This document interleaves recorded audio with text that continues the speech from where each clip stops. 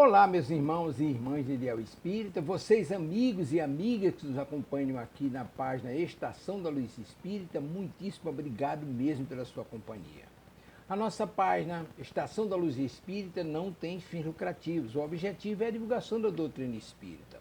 E é por isso que nós reunimos aqui esta sede de matérias espíritas para que possa atender às suas necessidades, estudo, lazer, pesquisa. Você encontra aqui na nossa página Estação da Luz Espírita os livros da codificação, obras suplementares, entrevistas, palestras e os programas da Web Rádio Estação da Luz de Natal e Web Rádio Cristo Consolador de São Paulo. Ou seja, um acervo que atenda às suas necessidades, sem fins lucrativos. O objetivo é a divulgação da doutrina espírita. E agora eu convido você para nos acompanhar na reprodução de mais esse trabalho imperdível. Muito obrigado mesmo pela sua companhia e vamos juntos!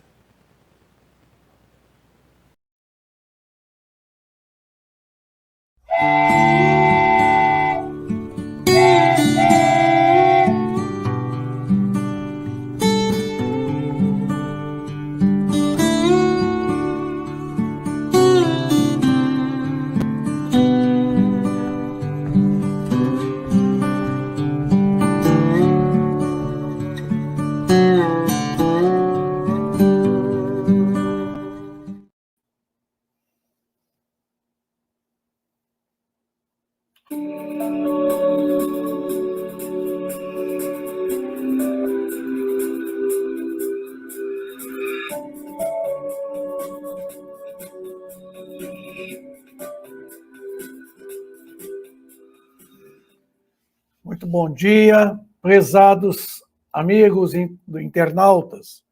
É com muita alegria que nós estamos iniciando mais uma edição do programa, o programa Espírita, pelos caminhos da evolução. Hoje, trabalhando com vocês, o 4º capítulo do livro A Gênese, de Allan Kardec. E esse capítulo diz respeito ao papel da ciência na Gênese. Importância é que nós possamos verificarmos de que a doutrina espírita é uma proposta puramente científica, que sem a parte científica nós não entenderíamos a doutrina, sendo ela, segundo Emmanuel, nos prefácios do livro Consolador, um triângulo de forças espirituais, onde a ciência e a filosofia está completamente vinculado à Terra, e o ângulo religioso diz respeito ao restabelecimento do cristianismo, do Evangelho do Cristo. E observando que é importante demais a gente não esquecermos de que a doutrina espírita ela tem o seu aspecto científico. E esse aspecto científico é o que nós estamos tratando com vocês na segunda-feira. É justamente essa importância de verificarmos de que a ciência trará para nós uma comprovação com exatidão o papel dela na interpretação da Gênese. Nós estamos sempre recorrendo, além da literatura, o livro A Gênese, também outros livros doutrinários, livros que realmente pertencem à complementação da doutrina espírita. E hoje, verificando aqui na pergunta 622 do Livro dos Espíritos, nós vamos verificar que foi questionada a espiritualidade se confiou Deus a certos homens a missão de poder revelar as suas leis. Nós vimos, semana passada, que o principal objetivo do Espiritismo, através da doutrina espírita, é justamente a revelação das leis divinas. Leis essas que estão aí desde o começo de tudo, desde que a Terra ela saiu realmente da nebulosa solar e começou a sua formação. Aí foram ali estabelecidas leis, e essas leis são leis divinas. Então está perguntando se Deus confiou a certos homens a missão de tornar concebível a sua lei. Responderam os próprios: sim, certamente. Em todos os tempos, homens receberam essa missão. São os espíritos superiores encarnados com o objetivo de fazer a humanidade avançar.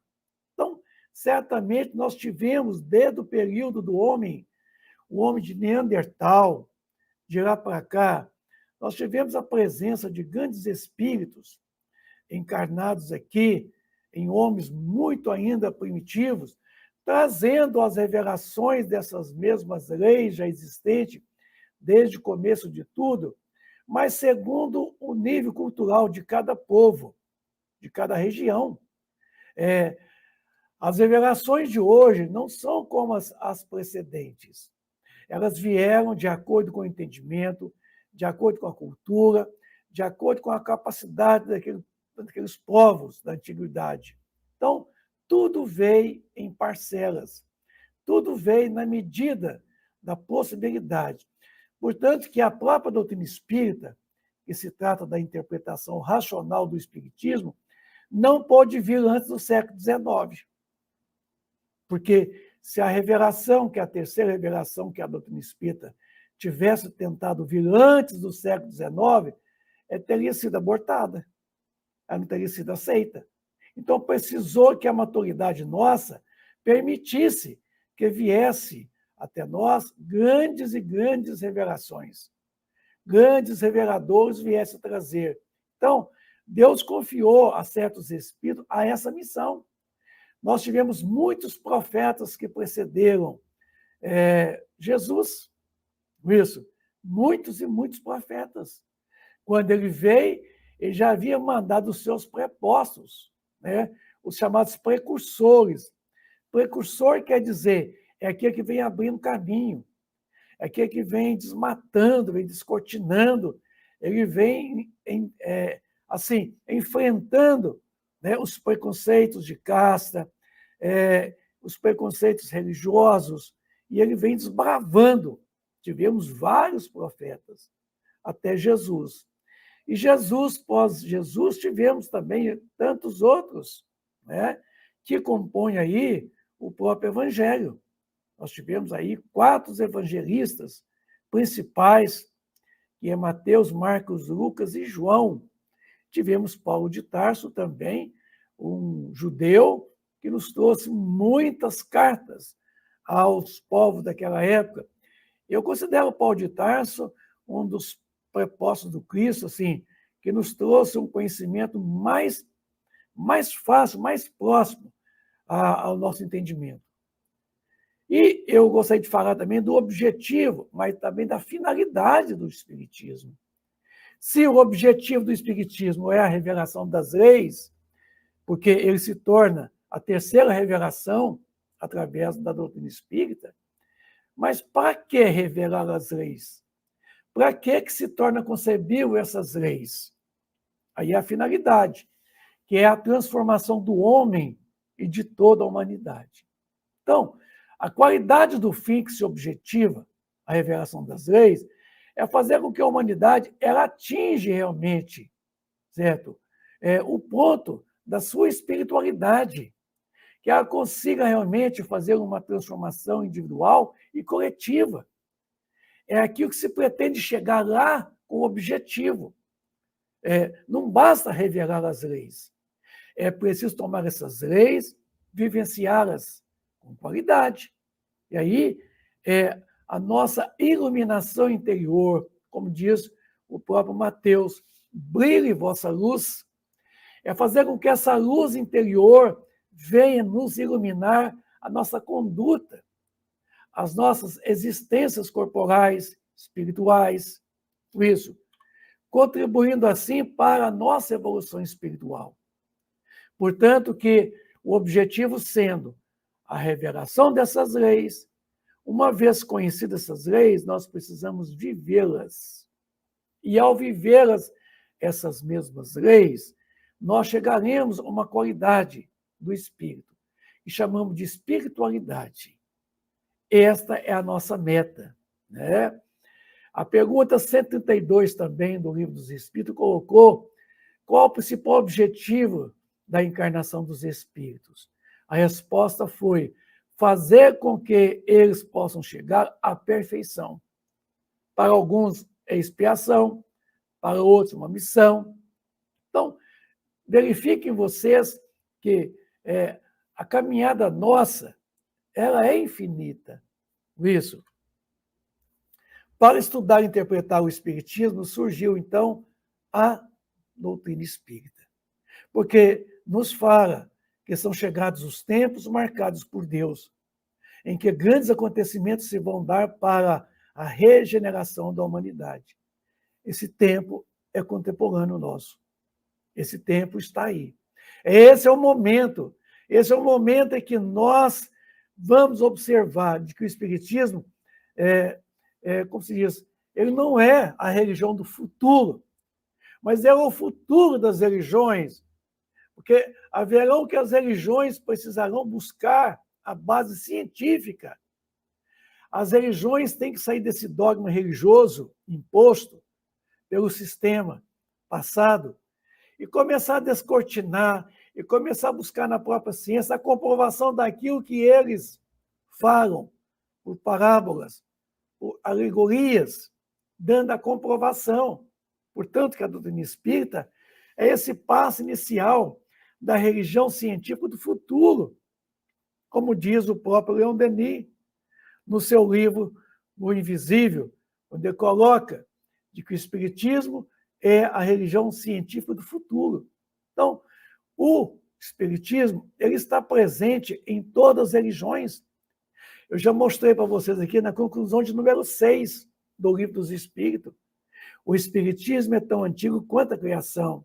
Ele não é obra de um homem, certo? Ele se encontra por toda parte, em todas as religiões, em todas as culturas, inclusive no catolicismo, com muito mais do que propriedade do que nas demais outras, porque ali se encontra o princípio de tudo, né? Que são os princípios básicos que constituem a doutrina espírita. Lá estava também no próprio catolicismo. Salvo que o catolicismo é um sistema nascido de uma fundação por um sistema puramente humano. Isso. Tivemos aí grandes formadores da opinião católica a partir do ano 325, isso, depois do Cristo, mas a doutrina espírita ela não é um produto dado do ensinamento dos homens. Então, não tem a interferência de Santo Agostinho, não tem. Não temos a interferência desses grandes santos da igreja. A doutrina espírita é um produto dado de ensinamento dos espíritos. Ela não está personificada em nenhum indivíduo. Então, o cristianismo de Santo Agostinho não é o mesmo cristianismo que Jesus nos ensinara, nascido na Palestina, de 2000 anos atrás. Então, para interpretar tudo isso que o Espiritismo traz em todos os tempos da humanidade, século XIX, surge a doutrina espírita, ciência, filosofia e religião, para nos fazer inteligível, de forma lógica, racional, tudo aquilo que os espíritos trouxeram, numa linguagem alegórica, através de parábolas, e que agora vem em espírito e verdade, trazendo a interpretação racional de tudo. Portanto, que toda doutrina espírita é um conjunto de princípios científicos, filosóficos, religiosos e até mesmo, em alguns casos, políticos. O que é a doutrina espírita? Conjunto de princípios científicos, filosóficos e religiosos, codificados por Allan Kardec e organizados por ele, né? As comunicações que foram esparsas, dada uma comunicação aqui, outra ali, outra acolá, o papel do Kardec foi juntar, certo? E de que constitui a interpretação racional do Espiritismo. Então, a doutrina espírita é esse conjunto de princípios científicos, filosóficos e religiosos, e que Kardec pegou, concatenou essas comunicações, as juntou num corpo chamado doutrina, e de que essa constitui a interpretação lógica, racional, de tudo que os espíritos disseram desde os tempos mais remotos até o presente momento. Portanto, que a doutrina espírita ela será a religião científica do futuro. Tá? Esses princípios estão contidos nessas 5 obras básicas. 5 obras básicas. As que vieram a posteriores vieram numa complementação, num desenvolvimento do pensamento do Pentateuco, que são 5 livros básicos. O Livro dos Espíritos, o Livro dos Médiuns, o Evangelho segundo o Espiritismo, o livro Céu e Inferno e o livro A Gênese. Então, perceba nós, amigos do Ideal Espírita, que esses princípios formam-se a base da doutrina espírita.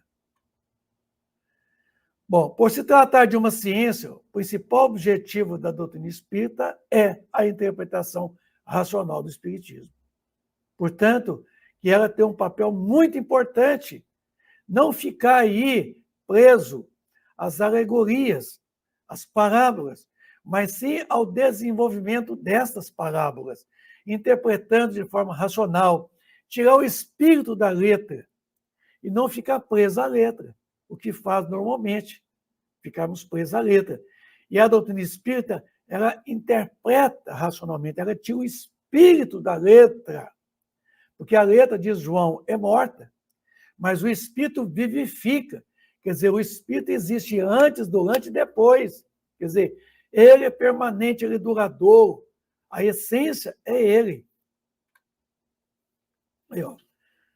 E o que é essa codificação espírita? É um conjunto metódico, sistemático, de disposições legais relativas a um determinado assunto. Qual que é o assunto da doutrina espírita? É o desenvolvimento da proposta trazida pelos espíritos. Então, a codificação ela é um conjunto metódico, certo? Sistemático nas disposições legais, relativa ao assunto que trata da imortalidade da alma, que trata de Deus, que trata do Espírito, que trata da pluralidade das existências e dos mundos habitados. Esses são os pontos básicos da doutrina espírita. Tá? Eu quero falar uma coisa para vocês interessante. A Terra em seu aspecto subjetivo. A gente fala muito de mundo. O que é mundo? O que é o mundo humano? Vamos lá. Começa a entender agora esse gráfico, certo? Vamos estudar a Terra no seu aspecto subjetivo, para entendermos aquilo que é a proposta do papel da ciência na Gênese. Nós sempre entendemos isso.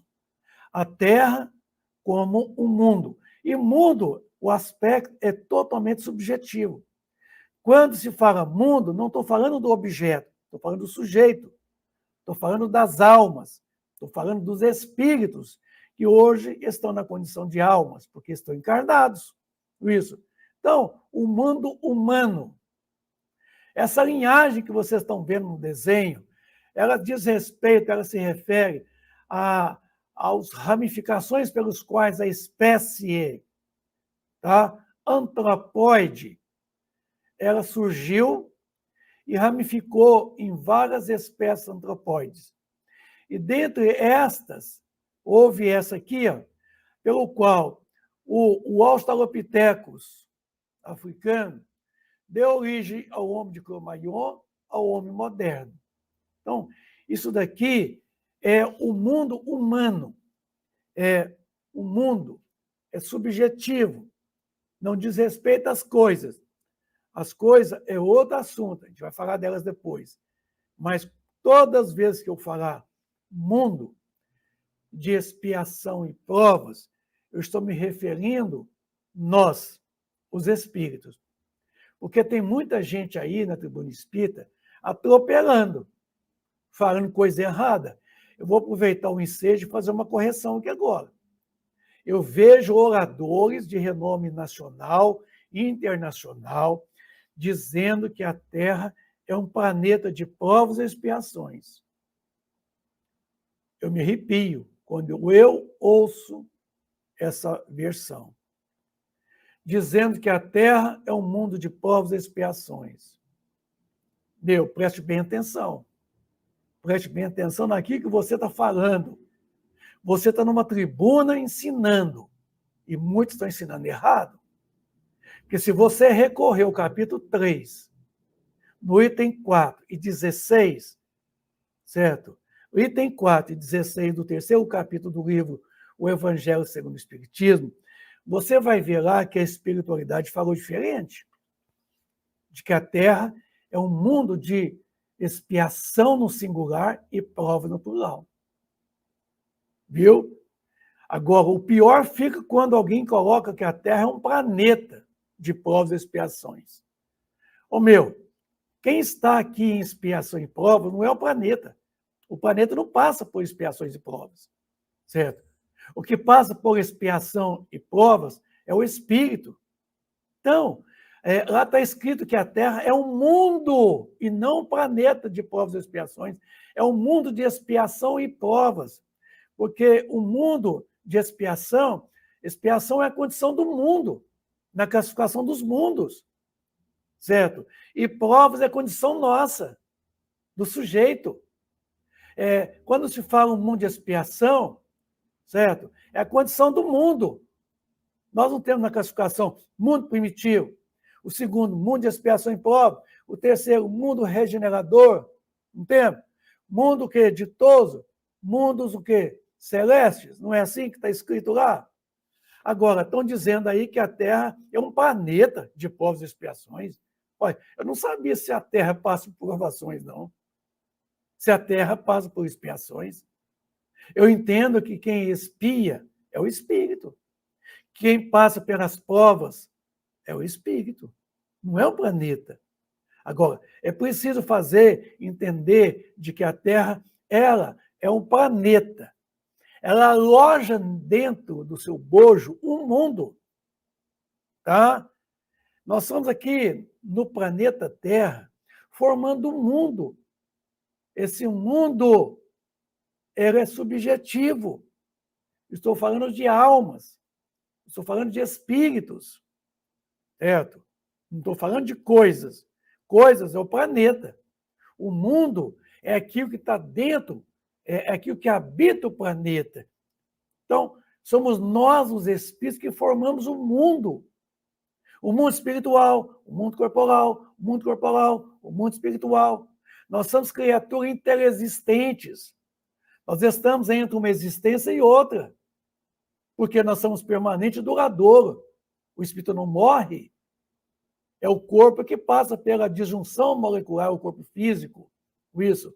E, no entanto, tomamos outro corpo pela reencarnação, pela desencarnação, perdemos esse mesmo corpo físico. Mas nós permanecemos com o nosso perispírito. Isso. Nós temos a reencarnação e a ressurreição, como diz Paulo de Tarso.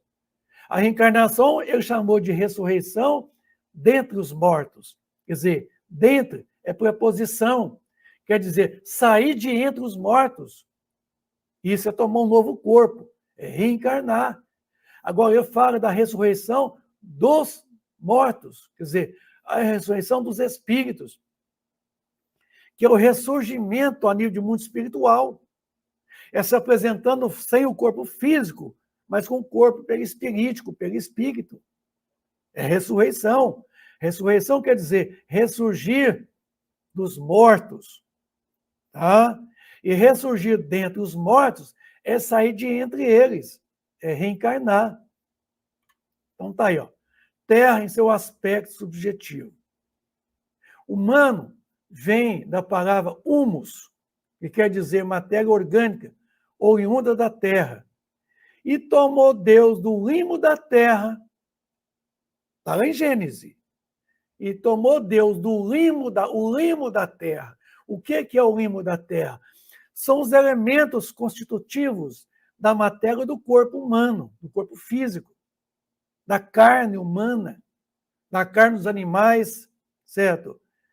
Limo é aquilo que está na essência da formação, são os elementos químicos principais, dentre eles o carbono, o hidrogênio, o oxigênio, o nitrogênio. E nós temos para mais de 32 elementos químicos no nosso corpo físico. E temos. Não é somente carbono, hidrogênio, oxigênio, nitrogênio, não. Nós temos o ferro, nós temos, digamos assim, o cromo, nós temos zinco, certo? E nossa Constituição, isso, nosso corpo físico. Então, nós temos elementos variáveis em nosso corpo físico. Isso Deus tomou do limo da terra, quer dizer, isso foi extraído do planeta na formação do nosso corpo físico. Então, o humus quer dizer aquilo que é orgânico, certo? Da própria terra. Formou o nosso corpo físico, o corpo humano, de humus, quer dizer, oriundo da parte orgânica do planeta, que nos concedeu, certo? Esses elementos inorgânicos para formar o orgânico, que é muito mais do que encerrando carbono, é aquilo que é organizado, aquilo que se propõe uma verdadeira organização. Eu quero até aproveitar o ensejo aí e responder duas perguntas que chegaram para nós aqui. A primeira do Chiquinho, aí do Rio Grande do Norte. Um grande abraço, meu amigo.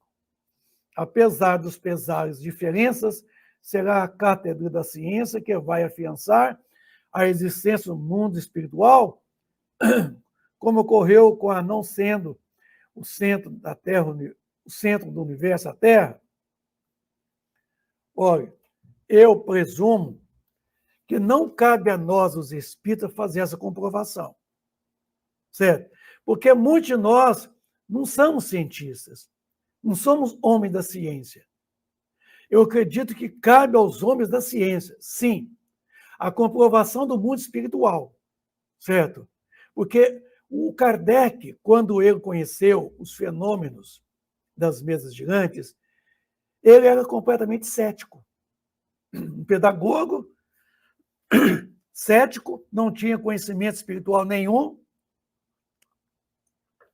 precisou do seu ceticismo, levaram a ele a busca do entendimento, da compreensão do elemento espiritual. Porque se fosse um espiritualista, não seria muito proveitoso. Ah, mas foi a pessoa do ramo. Então, cabe ao cientista, materialista, cético ao extremo, certo? A busca da comprovação da imortalidade da alma. Cabe ao cético, totalmente voltado para as coisas do mundo material, fazer a descoberta do elemento espiritual. Porque os espiritualistas, às vezes, são espiritualistas por conveniências. Não são espiritualistas pelo espírito perquiridor, da pesquisa, da busca do entendimento. Não. São espiritualistas porque acreditam existir alguma coisa além da matéria, mas não sabe que coisa é essa, não tem o entendimento, não compreendem. Então, não vale. Né? Se eu vou ser espírita só porque eu quero frequentar a casa espírita em busca do meu imediatismo, resolver os meus problemas materiais, problema de família, de casamento, de filhos, de problema de trabalho, isso, de finanças, não vale. Entende? Eu preciso me convencer dos objetivos que me levam à busca da doutrina espírita. Eu quero a minha libertação espiritual. Eu não quero resolver os meus problemas materiais buscando a doutrina espírita, buscando o centro espírita. Então, espiritualista que nós somos, a maioria de nós, espíritas, não seremos nós que vamos ter que comprovar nada. Primeiro que nós não temos nada, entendimento nenhum, para demonstrar por meio de provas físicas, palpáveis, ostensivas, a existência, a natureza do mundo espiritual, suas relações com o mundo corporal. Cabe realmente ao cientista, certo? Aquele cético, aquele materialista, que o materialismo vai morrer por falta de matéria-prima, cabe a ele a buscar. Vai lá e tem que buscar a comprovação. Ele vai enunciar. Viu agora?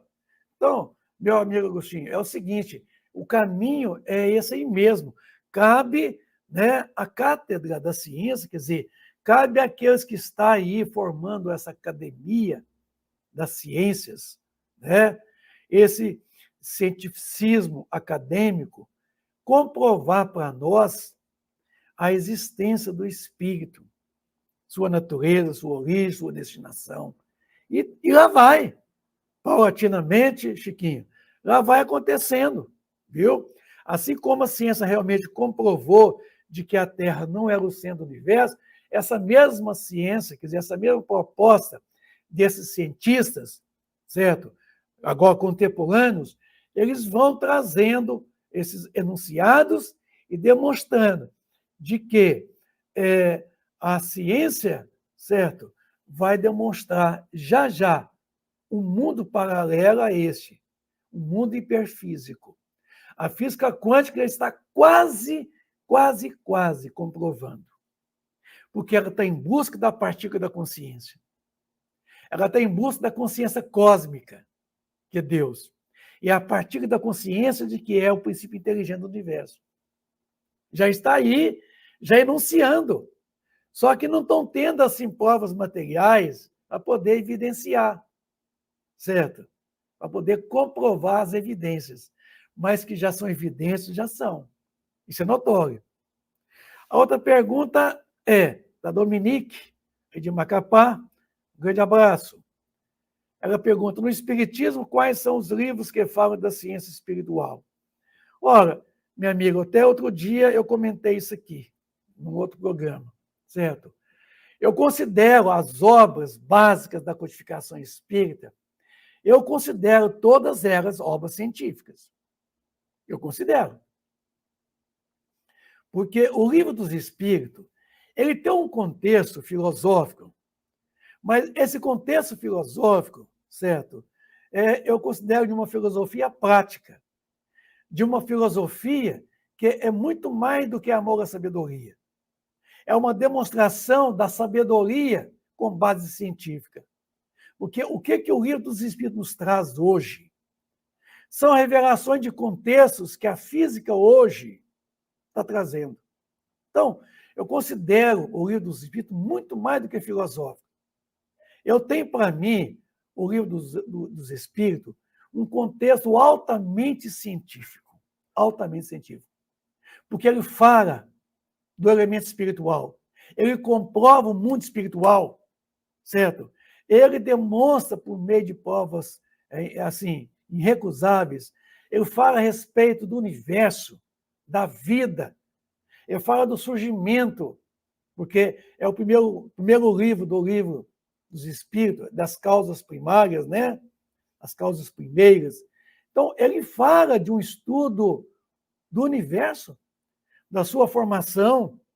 A segunda parte dele fala justamente do mundo espírita, o mundo dos espíritos, comprovando com 517 perguntas.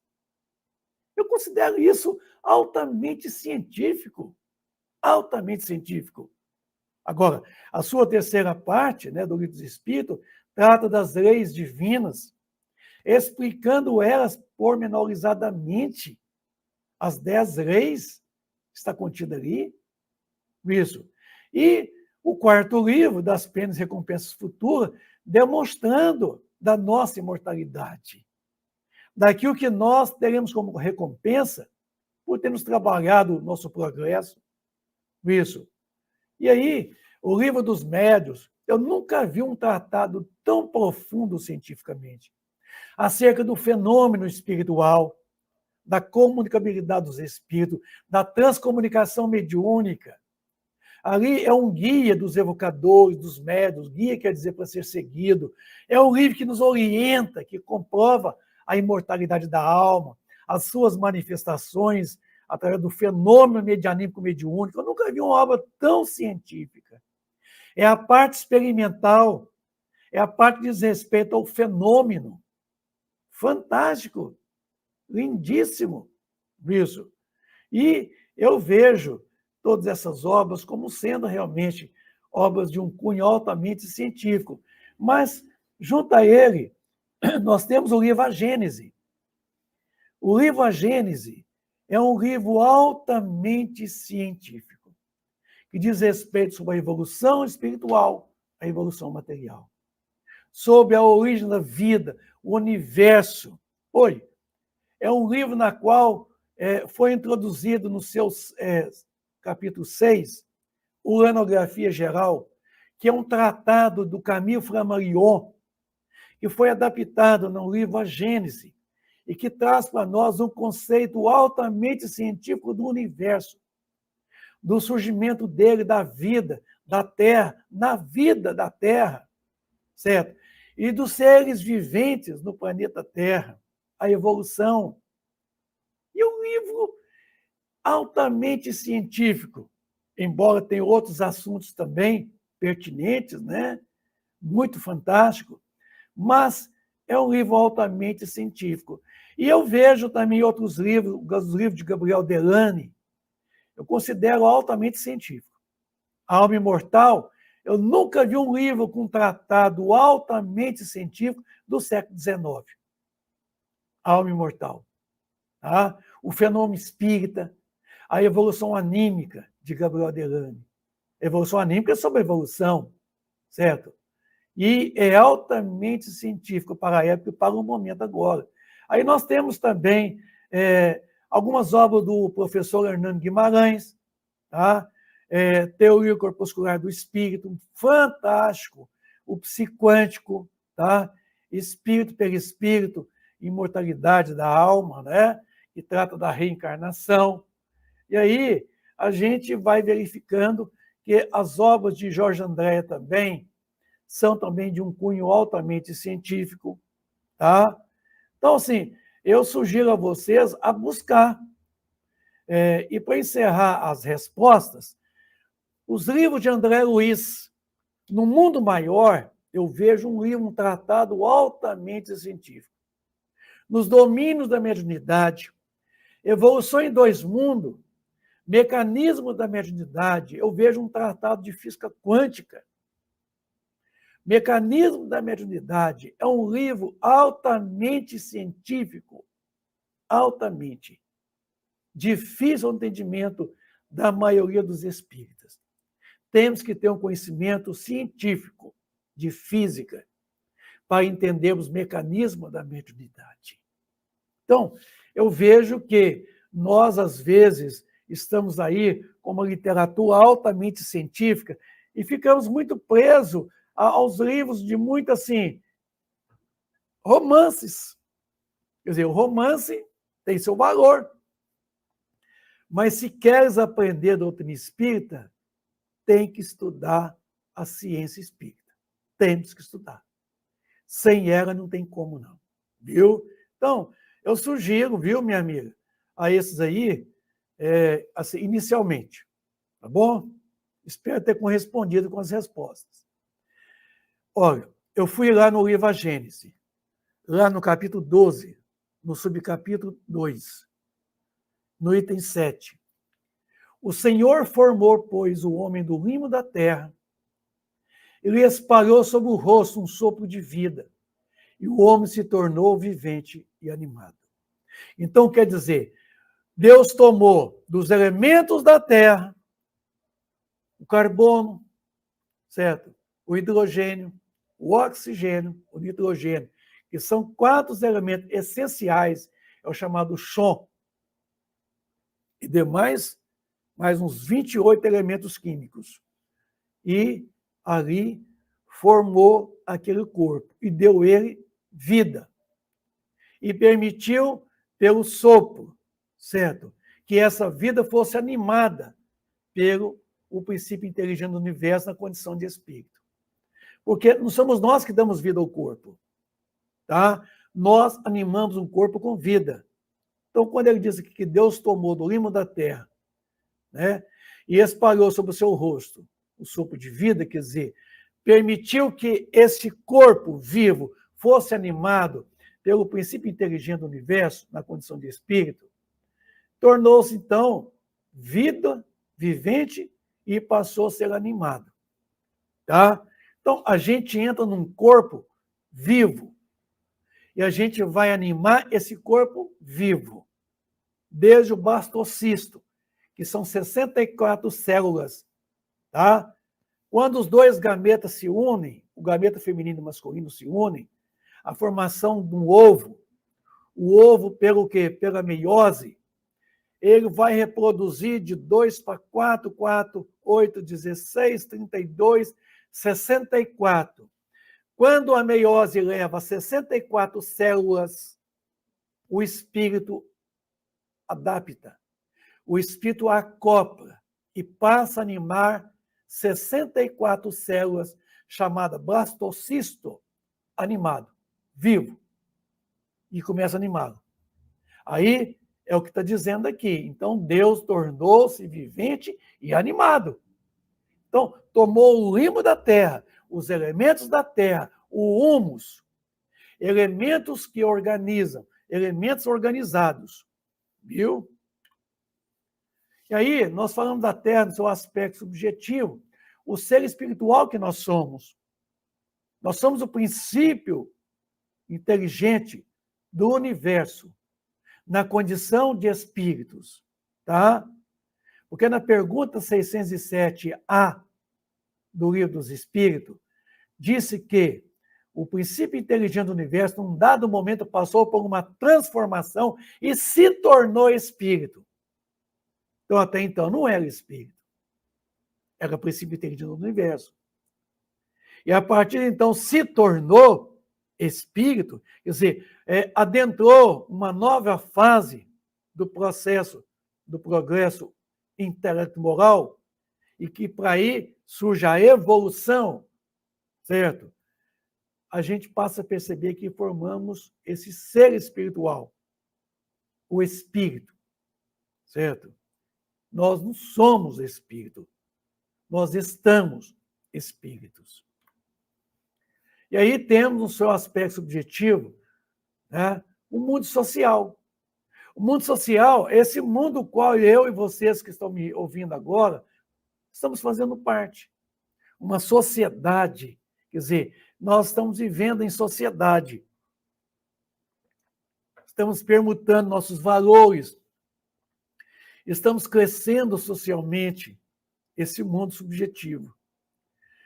A pergunta 76 do Livro dos Espíritos. Que definição se pode dar dos espíritos? Então, vamos ver a definição. Posso dizer que os espíritos são seres inteligentes. Quer dizer, o princípio inteligente do universo, o princípio inteligente da criação, povoa o universo fora do mundo material. Quer dizer, é interdependente, certo? Quer dizer, está fora do mundo corporal. Então, ele, o princípio inteligente do universo, ele é um princípio sui generis, certo? O princípio inteligente é sui generis, ele é o único na origem. E quando ele tomou do princípio material, pergunta 79, ele, certo, ele passou a formar o fluido cósmico universal, não sui generis. Aí forma esse aspecto do mundo corporal, o mundo material. E o princípio inteligente independe desse mundo, tá? Ele é independente desse mundo, porque ele está fora do mundo corporal. Portanto, que todas as vezes que eu falo que a Terra é um mundo de expiação, eu estou classificando o mundo, o segundo de baixo para cima, na escala dos mundos. Viu?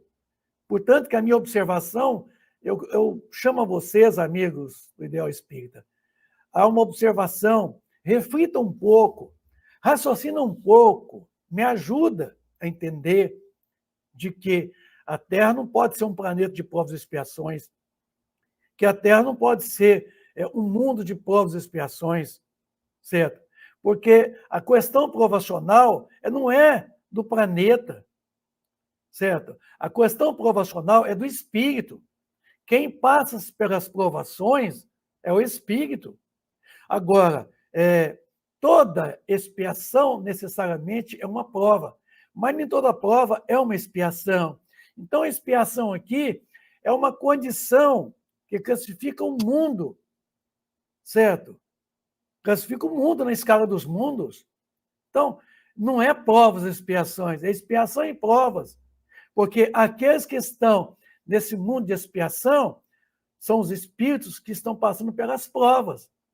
E dentre essas provas, uma delas é a expiação, certo? Agora, tem outras provas que não são expiações, porque provação é, como diz Emmanuel no livro Consolador, é a estrada que ensina ao discípulo rebelde e preguiçoso a sua edificação espiritual. Viu?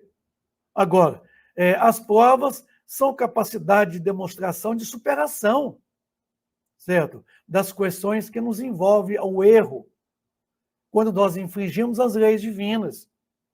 As provações é aquelas oportunidades de você demonstrar a você mesmo que você é capaz de superar e você supera. Então, algumas provas que nós obtemos, muitas delas são provacionais, outras são expiatórias. Então, toda expiação necessariamente será uma prova.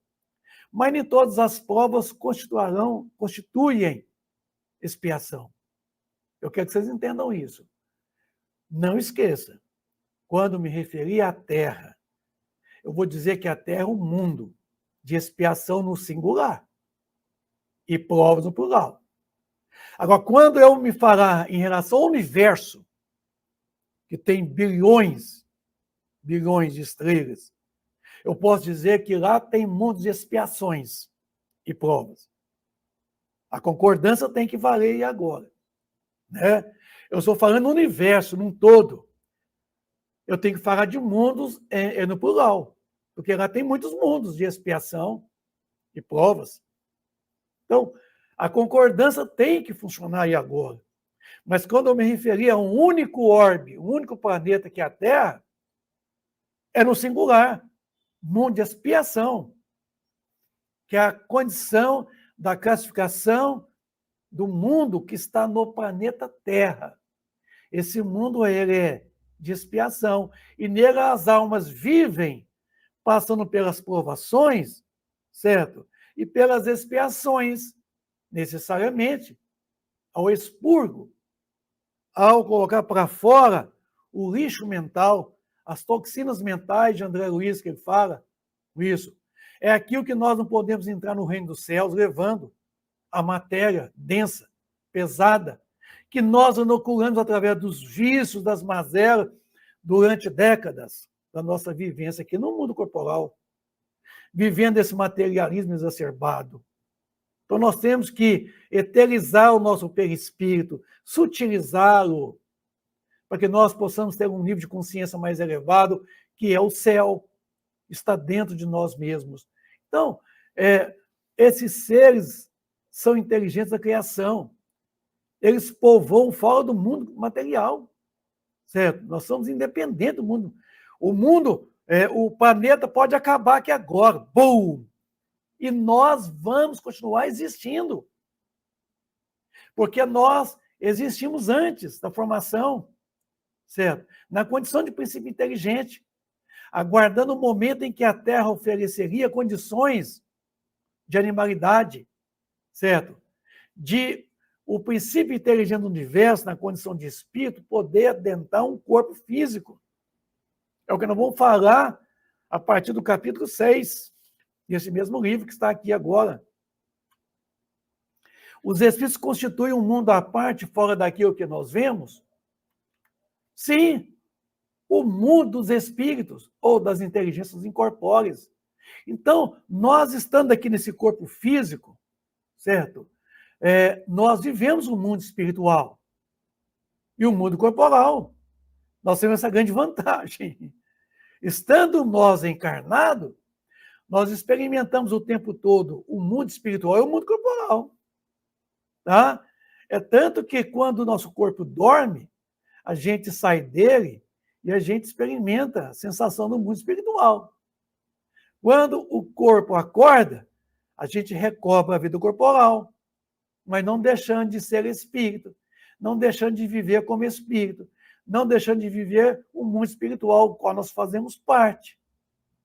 Então, o fenômeno da morte é simplesmente fazer com que o corpo físico morre. e a gente continua do mesmo jeitinho que nós estávamos. Então, o mundo dos espíritos, o mundo das inteligências incorpóreas, que não tem o corpo físico. Terra, no seu aspecto subjetivo, o mundo ético, moral, ético, de vem ethos, né? É a regra. Moral, regra de bem proceder. O mundo espiritual, nós formamos esse mundo. Quer dizer, o mundo em que nós não temos o corpo físico, mas nós temos o corpo perispirítico, perispírito, o corpo espiritual, segundo Paulo de Tarso. O nossoma, o mob. Tá? Então, são 56 sinônimos o perispírito. Qual dos dois, o mundo espírita ou o mundo corpóreo, é o principal na ordem das coisas? Ah, agora sim, agora vai ficar bacana. Espera aí, se nós temos o mundo corporal e o mundo espiritual, qual dos dois, o mundo espiritual ou o mundo corpóreo, é o principal na ordem das coisas? Qual dos dois? É a pergunta. Qual que é a nossa resposta? O mundo espírita, que preexiste e sobrevive a tudo. Então, o mundo espiritual, ele sempre existiu. Ele é precedente ao mundo corporal. Lá no livro A Gênese, quando formos falar da Gênese espiritual, vai nos demonstrar. Perguntou o seguinte, aonde se encontravam os elementos espirituais bem antes da formação do mundo corporal? Né?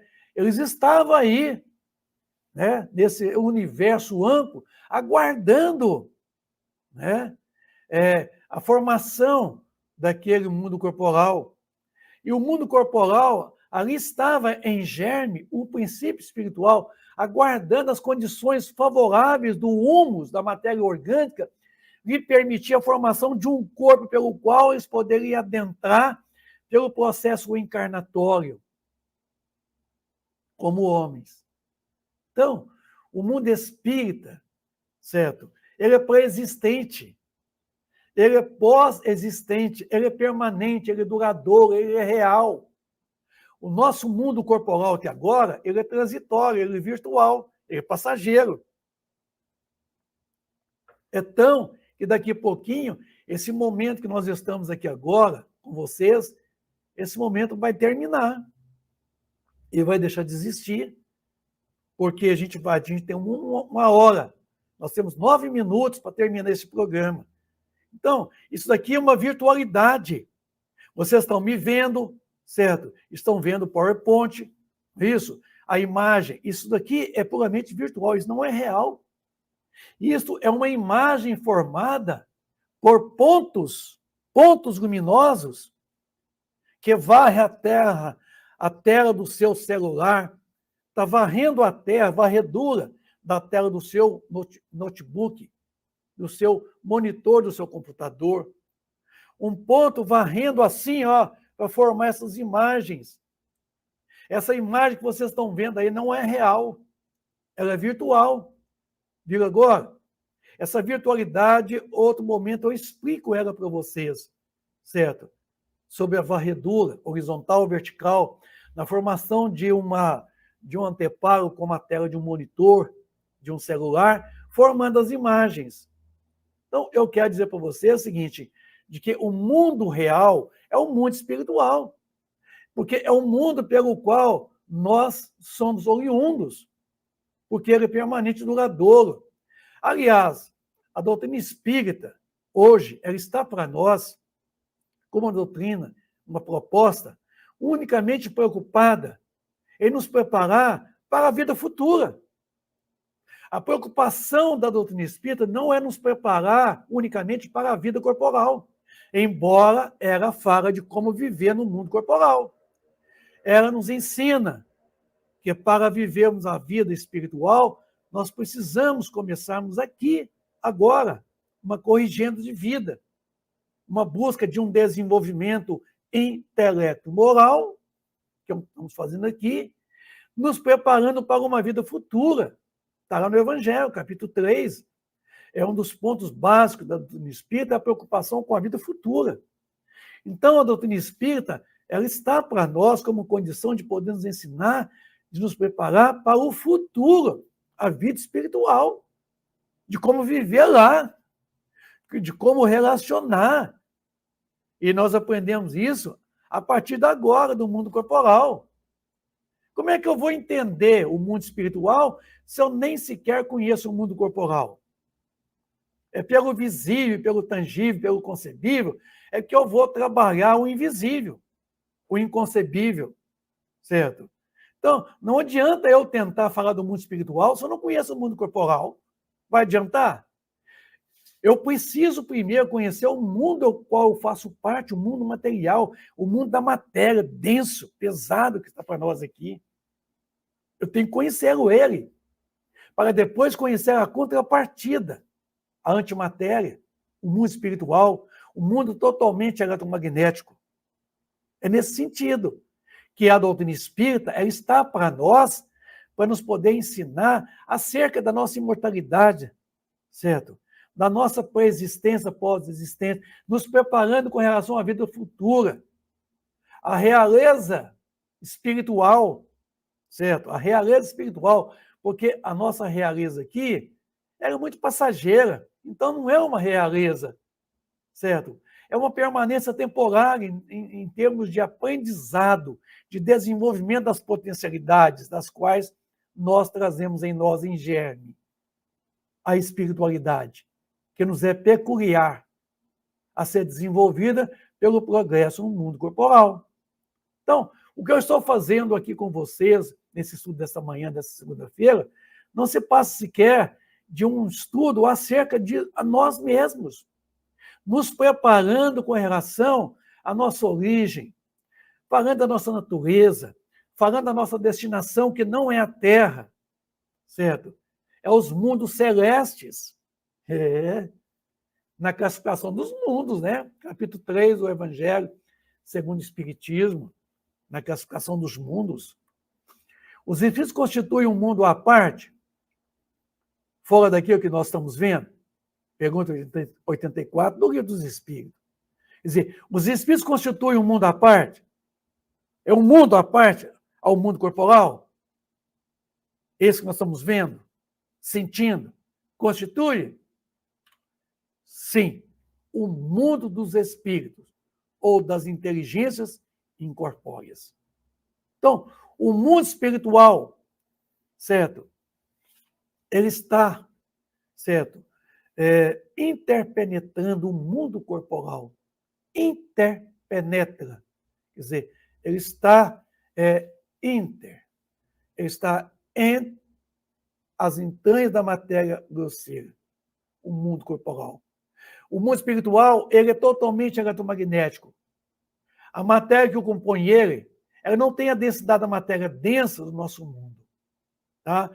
Entre os intertícios atômicos da matéria do nosso mundo corporal, está o mundo espiritual. Ele está aqui, ó, envolto a nós, nos interpenetrando. E nós não podemos vê-lo, nós não podemos senti-lo, exceto sob certas condições, em que as nossas percepções extrasensoriais nos permitem. Mas ele está, ele é real, ele existe. Antes, durante, ele existe depois. Então, temos que entender que o mundo espiritual é o mundo dos espíritos, dessa inteligência que não tem um corpo denso, mas que tem um perispírito, que é um corpo eletromagnético. E o termo eletromagnético ele é aplicado por André Luiz no seu livro Evolução em Dois Mundos, quando ele disse que o perispírito é uma túnica eletromagnética. Túnica quer dizer vestimenta, né, do espírito. Então, meus amigos, nosso programa está chegando ao final. Eu quero muito poder agradecer a cada um de vocês a presença, a participação dessa manhã. Eu quero convidar a todos vocês a mantermos as nossas orações, certo? Aos nossos irmãos gaúchos, a estarmos vibrando por eles, a contribuindo aí de forma financeira ou com agasalhos, né, com alimentos, aí no correio da sua cidade, no seu centro espírita, Nós temos centros espíritas fazendo campanhas aqui em Divinópolis. Nós temos os Correios, nós temos os católicos, os protestantes, todos trabalhando por essa campanha, dessa ajuda aos nossos irmãos gaúchos. Vamos contribuir com eles, nem que seja com orações, com vibrações, de forma financeira, com ajudas materiais. Vamos mentalizá-los e pedir a Deus que os console, que os reconforta e que os fortaleça nesse momento de grande abatimento. A todos vocês, eu quero desejar uma feliz segunda-feira, uma feliz semana, repleta de muita paz, de muita luz, e sexta-feira estarei aqui de volta às 19h20 para mais uma transmissão do estudo sistematizado do Livro dos Médiuns. Então, meus amigos, eu quero muito poder agradecer a direção da Web Rádio Estação da Luz, a toda a espiritualidade, a Jesus, nosso mestre, nosso guia, e a Deus Pai Todo-Poderoso. Tenham todos um bom dia, uma feliz semana. Obrigado. Fica com Deus. Chegamos ao final da nossa atividade. Muitíssimo obrigado mesmo pela sua companhia e espero você no próximo evento.